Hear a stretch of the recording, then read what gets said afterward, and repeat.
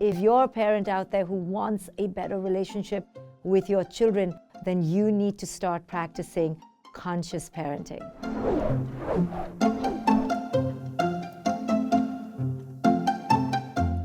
Hi, I'm Dr. Shefali. I'm a clinical psychologist and an author of my latest book, The Parenting Map. I lay out 6 typical essences of our children to help you, the parent, identify them, but also see the superpowers in each one of them.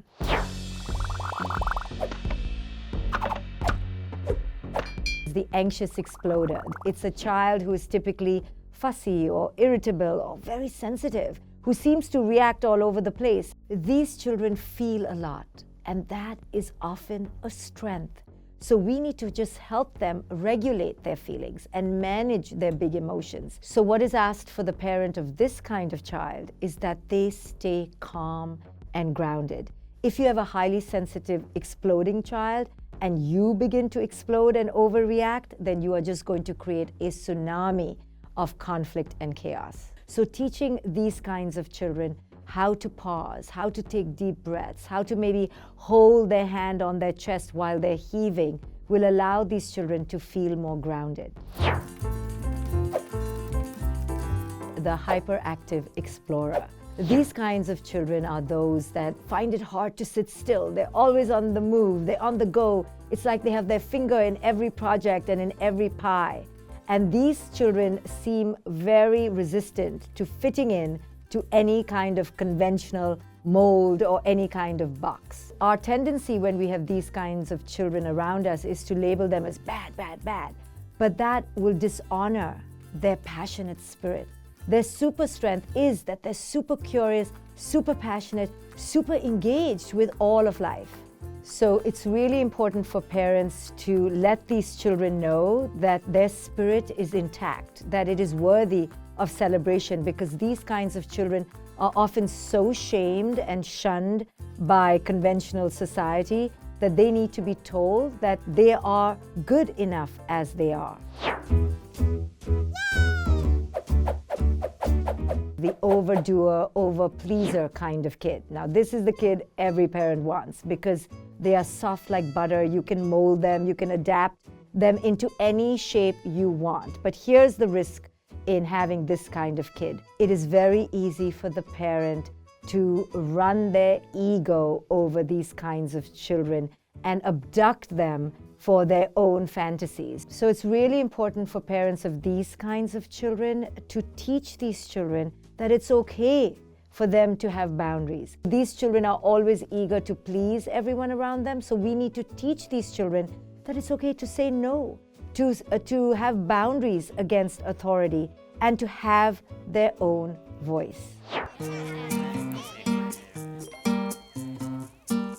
The dreamer-recluse is typically a shy child or more introverted, that child who loves to doodle in his notebook or wanders into space or likes to be on their own. Now, this child will also be shamed by culture because culture tells us that our children should be extroverted and cheerful and loud and boisterous. So often these children feel labeled, they feel ostracized. It's our job as parents to let these children know that they have superpowers. It takes a lot of courage for a child to be with themselves and to like their own company. That is a strength that we need to encourage in our children. Males in particular, fathers, may have issues with such kind of children, especially if it's sons who are more introverted. Because again, we expect boys to be more extroverted, more assertive, and we need to remind these parents to not push these children to become someone they are not, but instead to celebrate that being an introvert is also a great, great strength.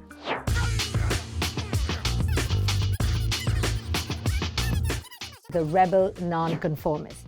I often call these children our true awakeners because they defy our egoic need for control and dominance. These children simply need to be assertive. They have an inner confidence and a sense of empowerment that doesn't allow them to just be our blind, servile, compliant little puppets. So often parents go head to head with these kinds of children And that is often the worst approach. My daughter was the typical rebel nonconformist, and I remember when she was young how my ego wanted to just overpower her and like dominate her.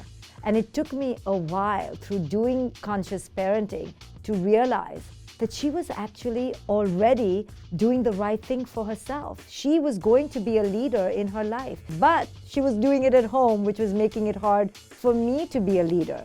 So that's when I realized that instead of trying to lead her, let me become her partner.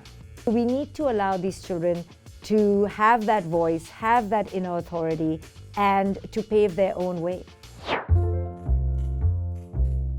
The easy breezy, happy-go-lucky child. This is the child who's always optimistic, cheerful, relaxed, fun, and the one who brings joy into every situation. So what could be the problem with this kind of kid? Well, this kind of kid rubs the parent often in the wrong way because they are not type A enough, they're not ambitious enough, they're not motivated enough. What parents don't realize is that these children really are the masters and the gurus of living in the present moment. And the more we try to make them like us, more type A, more controlling, more dominating, we're actually robbing these beautiful spirits of what makes them whole and complete as they are. Because these children, they walk into every situation grateful, abundant, and joyful. And that's what makes these children also such positive role models for us, the parent. Of course, these are not the only types of children, and of course your child could be a combination of a little bit of all of them. And it is our job to attune to our children's essence versus making our children attuned to our expectations of them.